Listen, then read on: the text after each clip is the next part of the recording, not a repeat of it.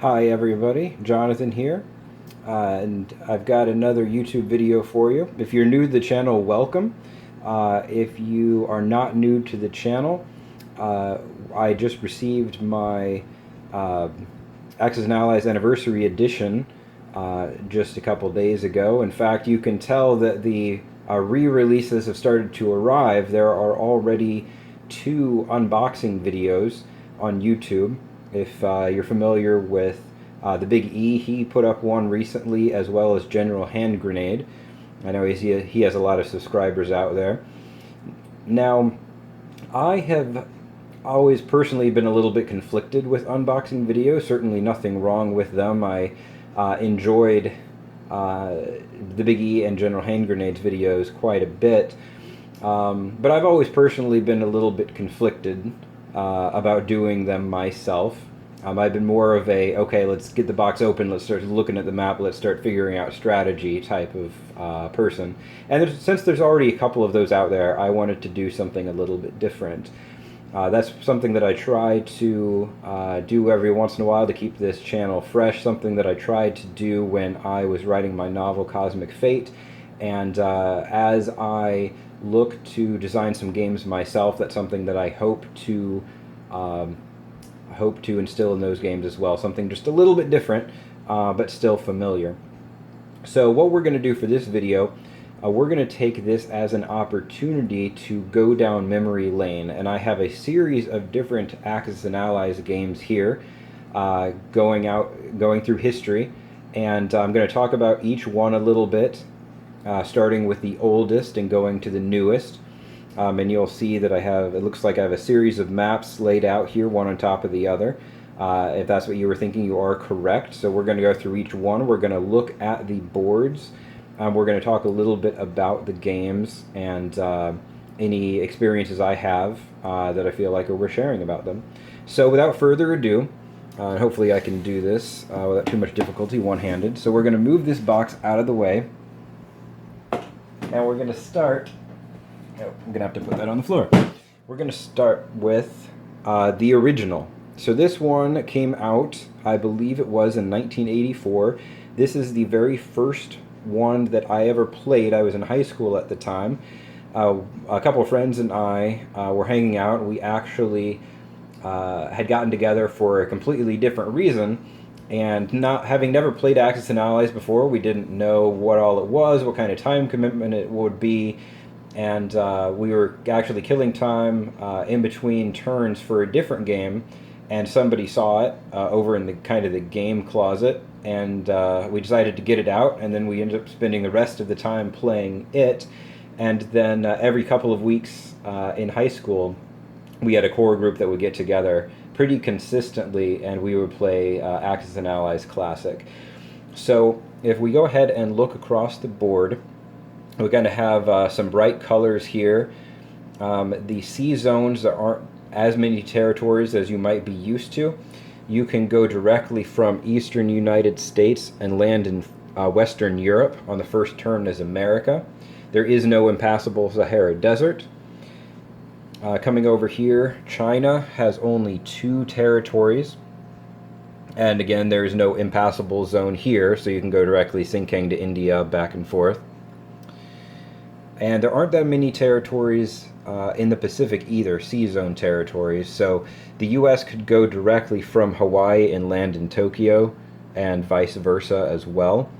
The islands down here aren't really worth a whole lot in terms of Japanese production. And then you have something that they did away with in later versions. Any area that when they were first putting this game together, they thought there might be quite a few troops, there might not be enough room, for example, on New Guinea to put everything. Well, they put a little area over here, and then up here we've got some islands as well as Japan itself and Germany that you can do that. The front with Russia, compared to other later versions of the game, is fairly straightforward. I mean, you've got Karelia stretching across the top here, which really is in a commanding position for all 3 of these territories. So a lot of the time, Germany ends up building up in Eastern Europe, Russia ends up building in Karelia, and you kind of have a stalemate along the eastern front there in this game. That is something that definitely was worth some improvement, and I'm glad to say that they did improve it in later versions of the game. So again, very first version. Well, I mean, technically I think there was a version before this, but it wasn't widely distributed. So this is the first Milton Bradley version, 1984. And you can see that it is in three, it kind of has three flaps there. So we'll go ahead and put that one to the side. Now, this next one is Axis and Allies Revised. Came out in, I believe, 2004. The map is very similar in terms of size. I think this one's a little bit bigger than the original, but not noticeably so. We have some additional territories. The U.S. can no longer drop off in Western Europe. You've got, let's see, more sea zones around England, not just a single sea zone. You've got the impassable Sahara Desert. You have more territories along the Eastern Front over here, which makes that a little bit more dynamic. Russia starts actually with a factory in Caucasus and Moscow, as opposed to Moscow or Russia and Karelia up north. You also have the introduction of victory cities, so if you don't want to play a world domination game, there are rules for speeding it up. China is still 2 territories, but you have impassable Himalayas over here, so whether it is the Allies coming this way or Japan going this way, you have to be a little more strategic. You know, what are you going to do with India? This is the version, oh, and then in the Pacific, they made a couple changes. Japan can still get to Hawaii and vice versa, but there are more territories down here. And if we zoom in a little bit, you see these a couple of these are actually worth more than they used to be. Now this version also introduced a couple new units, artillery and destroyers, which are a welcome addition to the game. The original didn't have that. They modified a few things. I can't remember if they changed sub-rules or just clarified them. But they made a couple of changes there. Tanks attack at 3 and defend at 3 in this game. The original, they attacked at 3 and defended at 2. So that is a change. This is the first version of the game that I had a good knowledge, good experience playing Axis and Allies before ever playing this one. So I have memories of first getting the game and kind of like I've done in some other videos, okay, let's look at the map, let's think about what each side would do. And so this was the first game I had the opportunity to do that before actually playing. And this is the game that I played more in college. So if Classic was my high school game, Revised was my college game. Now, this game does get some criticism for the darker colors, and that certainly is true. It's not as vibrant, as lively as Classic. On the flip side, you can clearly see where the border of one country's control begins and ends on a turn. You also have the addition of some new units, which were definitely needed. The destroyer and artillery add a lot to the game. Just a couple units make a big difference. And you have things that weren't in the original that force you to be more strategic. Impassable zones that make you think about, and you have to choose, well, do I want to divert more this way or more that way, because you can't easily go back and forth. And some new territories that just space things out a little bit more, a more dynamic Eastern Front. This game has a series of advantages over the original, in my opinion. Now this board is a little bit different. It's actually a quarter put into quarters, and so it folds up, but it's roughly the same size as the original. So we're going to go ahead and we'll just put that to the side. Now we come to, and I apologize for that shaky camera, it's hard to hold something, to try to toss something gently with one hand while holding a camera steady with the other. So now we come to Anniversary Edition, and you can see here they pulled out a lot of stops. So we've got a lot more territories over here in Germany, the Eastern Front. Let me fix that, there we go. Has enough territories to be dynamic. Over there, we have the impassable zones and then neutrals like Turkey. We also have Italy over here that you can play. We've got our victory cities. China is a series of territories now, instead of just being the two. We've got numerous sea zones over here. We no longer can quickly hop back and forth, Tokyo to Honolulu and the other way.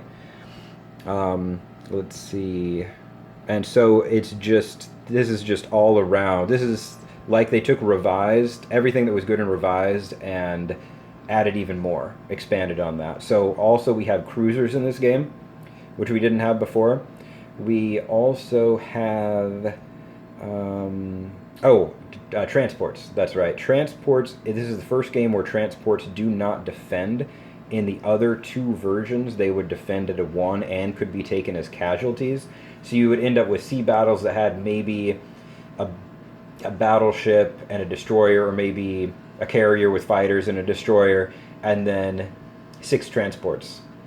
And the transports would just soak up damage. And yeah, it sucks because you're losing transports, but at the same time, okay, next turn I'm just going to build 4 more transports, or whatever the number is, and just plop them down. And then let's say it's England. Germany is going to have to build a ton of planes to go after it just to kill those transports, because by the time it chews through them, it's going to have taken a bunch of casualties from a carrier and fighters or battleship or whatever it is that can just keep firing back round after round. That was something that was a big change at the time, at least it seemed like it to me, and took some getting used to. Now that I've gotten accustomed to it, I do like it better. I think it makes more sense. But it was a pretty dramatic change in terms of how much surface fleet you needed to protect your transports. The addition of Italy is also, a nice update to this game. They also have a 1941 setup as well as a 1942, so you can play whichever one you want. I have heard that 41 tends to favor the Axis a little bit, 42 tends to favor the Allies a little bit. Nothing extreme. Overall, this game is pretty well balanced. One of the best balanced games, in fact, from everything I understand and from my own experience. In tournament play at Origins and Gen Con, because it's a limited amount of time, they always start with the 1942 setup. If you are looking for the most complete Axis and Allies experience that you can get, but you aren't able to devote the time and energy to playing Global. In other words, if you're a lot like me, Global is, I believe, the only what I consider core version of this game that I do not own. Anniversary, I think, is going to become the game of choice. Now, you might be wondering why am I saying it will become the game of choice if it came out in 2008? Well, they only released a very limited number of copies, and as a result, when they stopped printing them very quickly, the price out on eBay, on Amazon, jumped to $300, $400, $500. In fact, if it weren't for the re-release that just happened, I would not have this copy. And so not a whole lot of people had this version of the game. And those who wanted it, I don't know how many were intent on paying $500 for it. I know I wasn't. And so this really wasn't a practical option for all intents and purposes for the vast majority of Axis and Allies enthusiasts. But now that it's been re-released and it's going to be much more common, aside from Global, which even expands on what we have going on here with national objectives and bonus income and even more territories than we have here, this is going to be it. That's my prediction. I feel pretty good about that. Pretty confident that this is going to become the version of choice now that it's available in a more widespread fashion. That isn't to take anything away from Global. Global's actually going to be, or at least currently it is, more expensive. Whenever I've checked online, each board, so you've got the Europe board and the Pacific board, are between like 70 and 80, and Anniversary itself is about that much. I think with taxes and shipping, it was just over $80 for me, American dollars. So Global is a lot more expensive. There is more to it. It's also going to be a much longer game, and that's not going to be suitable for a lot of individuals. Though for those who do have the time to devote to it, I hear that it's a fantastic game. There are a lot of YouTubers who are all about Global. Young Grasshopper, I mean, he has more subscribers than all the rest of us combined. He is all about Axis and Allies Global, as well as some others. You can really get into the strategy of it. And one of these days I'm going to play it, and I bet I'm going to love it. But for the most part, my gaming crew, that just isn't a practical option for us. So I think this is, by and large, going to become the version of choice, just because of the level of detail, all of the enhancements that they've added to it, just the quality of the game overall. So that is Anniversary Edition. You can see that it is the widest of all of the maps that I have here. It's not quite as tall as that's 1942 Second Edition behind it. Not quite as tall as that, but it is a little bit wider.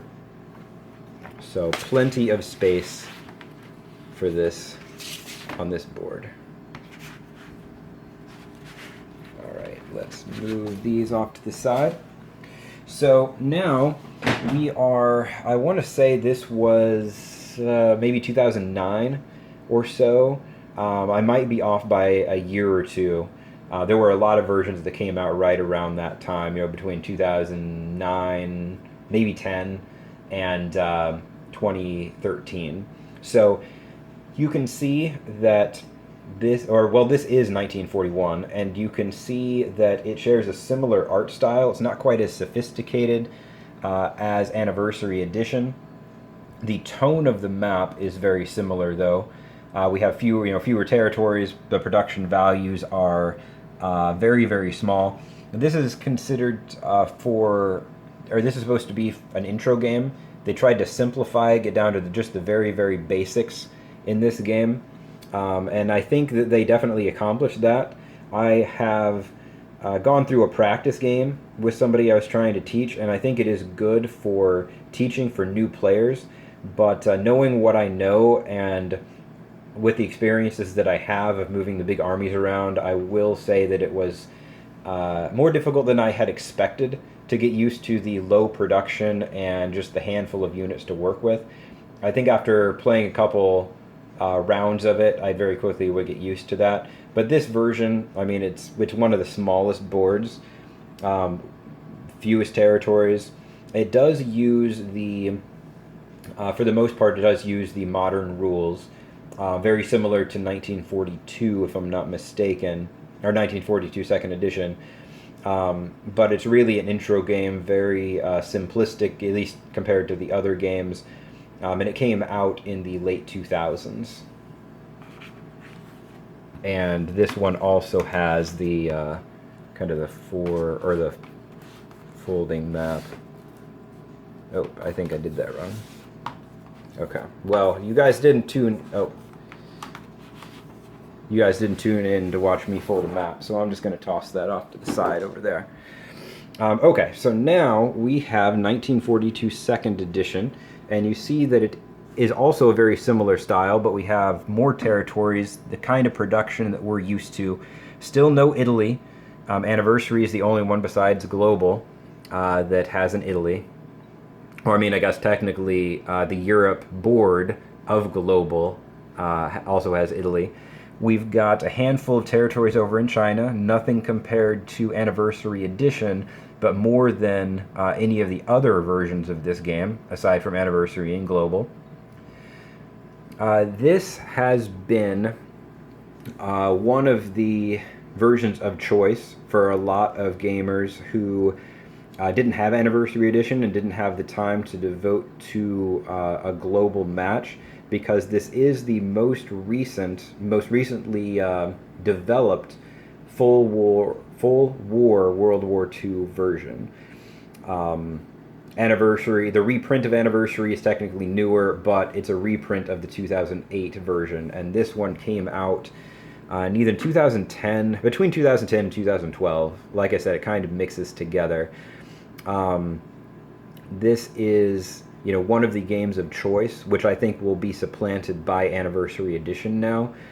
It still gives you the full experience, the full feel of the game, though there are a few minor, not necessarily glitches, maybe typos you might consider.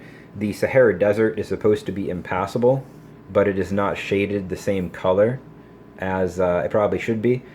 And I've heard a rumor, and I verified it a while ago, that if you count all of Germany's production, it's actually one off from what they officially start with, which is kind of weird when you think about it. But it doesn't. I mean, it doesn't ruin the game. It's just a little bit odd. This seems like they didn't quite take the time with it that maybe they should have, but it's still a good experience, and it's, like I mentioned, it's kind of the standard go-to version that I think will be replaced by Anniversary, because Anniversary is more sophisticated than this game. But if you don't have Anniversary, this is probably the best version that you're going to be able to get, in my opinion. Now, you might be wondering why I keep saying this is 1942 second edition. If there's a second edition, there has to be a first edition, and you definitely did not see it in this video. Well, there was a first edition, I think it was called Axis and Allies Spring 1942. That version basically uses the map of Revised that we did see earlier, but it uses the kind of the map format, so the shades of the color and the borders and whatnot, the style from here, but all of the territories basically connect exactly like they do in Revised. In addition, it's kind of a hybrid because it contains units like the cruiser that were introduced in Anniversary Edition. So Anniversary Edition was in 08, 1942 first edition was shortly thereafter. So they basically used an updated schema to the map for Revised, but with the Anniversary Edition rules for transports and with added cruisers and that sort of thing. So that was 1942 first edition. I do not have a copy of that game because I have Revised, and if I really wanted to play that version, I could just look up where the units are, grab some cruisers from some other versions, and lay those all out. If I really wanted to play it, because the map is exactly the same. Stylistically, it's a little different, but everything connects the same way. So just find some replacement units, and I have everything I would need to play that version. 42 second edition, though, they did change a number of territories. Things don't connect the way they used to. So I consider this truly to be an updated game, whereas I kind of consider 42 first edition to kind of be, I don't know, an update, if you will, revised, more like a revised second edition, a cross between Revised and Anniversary than a totally new game like this one is. Now this one actually has two separate boards that fold up into squares. So you can see we're getting into bigger maps. This one was taller than Anniversary, not quite as wide, but compared to the first couple of versions, 41 is really, really small. But even compared to Classic and Revised, we are now getting into the noticeably larger maps. Now, the last map that I have out here is one that you will recognize. This one is 1914. You'll recognize it because I do probably more videos on this game than any other. This one came out, I believe, in 2013, and this is a World War I game, and you'll see that the basic idea is very similar, but the colors are different. They're not going with the same type of theme that they went with for 41, 42, 42 second edition, Global, even Anniversary Edition. If anything, the colors are more vibrant, almost like a classic. I wouldn't go so far to say that the colors are exactly the same, but this is a much more vibrant looking map than some of the more subdued versions. And this is the only one, to my knowledge, that is actually a square. And so, even with all of the maps on top of it, you would have seen, parts sticking out, especially the top and the bottom, because the other maps are more rectangular, whereas this one is square. Um, in terms of total square inches, I don't recall if this one is bigger or if Anniversary Edition is bigger. I want to say they're pretty similar, but they're set up in totally different formats, the square versus the rectangle. So it's not enough just to say, oh, one is bigger. Well, which one, where's the space more valuable? And so we've got a totally different format. We have a different color schema here. Totally different rules. This was their attempt to get into World War One, which I really appreciate and really enjoy. As with every game, there are things that could be done better. I've not heard anything about a second edition of this game. I kind of think that's a little bit doubtful from my experience going to tournaments. This doesn't seem to be one of the games of choice, like maybe Anniversary Edition or 1942 Second Edition will be. But I really enjoy it. There are some things that I would improve. Some things that would be pretty easy as far as game balancing goes, depending on which house rules you play with. Tournament wise, it can get very unbalanced very quickly. I think that I found something that works out pretty well as far as that goes. Um, but in any case, this is the most recent version of what I would consider core. Others might not consider it core because it isn't World War II, but this is a global World War One type of situation. So I consider it core. It was released in 2013, I believe, and I don't think they really could use another version just to tweak up something, just a few minor things, and to clarify some of the rules. And I think that a lot of people would find this game a lot more interesting if you didn't have to kind of house rule a number of things to ensure balance. I know Larry Harris just came, or actually, he didn't just come out. He has some prototypes of War Room, his new game, which is not Axis and Allies, but I've heard excellent things about it. I know Young Grasshopper has a prototype copy, and he's going to be coming out with some videos about it soon. So I'm looking forward, once that one is in production, to getting myself a copy, getting to experience it. As far as Axis and Allies go, I don't know when we're going to have a new version. Ultimately, I mean, Anniversary Edition is, aside, again, keep throwing out this caveat, aside from Global, Anniversary Edition is kind of the quintessential version. It's considered to be the most balanced. It's the one that a lot of people wanted to get their hands on to play, but just couldn't because of the price. And so I don't know what they're going to come out with after it, to tell you the truth. I mean, maybe they'll come out with a version with some new units and a slightly different map, but I mean, we've got Italy, we have good map territories, dynamics. So we'll see. If I knew the answer to that, then maybe I'd be making Axis and Allies games myself, and I don't, and I'm not going to pretend to know what's in the mind of Hasbro or Larry Harris.